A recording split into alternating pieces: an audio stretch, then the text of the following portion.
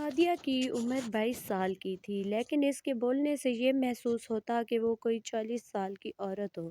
وہ باقی بہنوں سے بہت چالاک تھی اور ایک دن اس کی چالاکی نے اسے کہیں کا نہیں چھوڑا۔ سعدیہ اور اس کی سہیلی روزانہ واک کرنے کے لیے جاتی اور پھر شام کو گھوم پھر کر واپس آ جاتی۔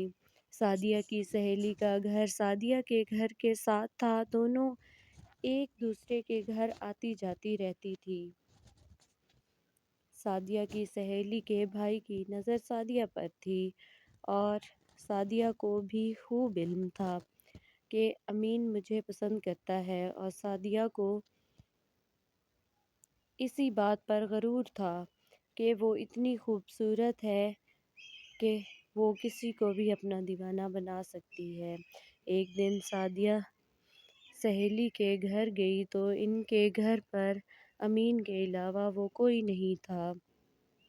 سعدیہ نے جب اپنی سہیلی کو آواز دیا تو سعدیہ کی آواز پر امین اپنے کمرے سے باہر نکل کر دیکھا کہ سعدیہ سرخ جوڑے میں بہت ہی حسین لگ رہی تھی۔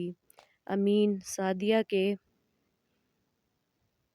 پاس آیا اور کان میں سرگوشی کی، جس سے سعدیہ کے چہرے پر مسکراہٹ آئی اور سعدیہ وہاں سے بھاگی اپنے گھر پہنچی تو سعدیہ کی خالہ گھر آئی ہوئی تھی۔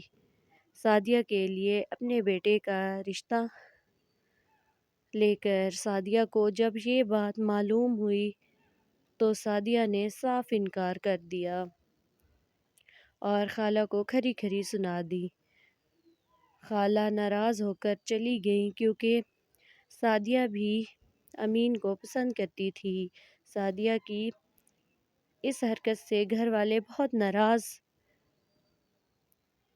ہو گئے۔ سعدیہ کو اس بات کی پرواہ بھی نہیں تھی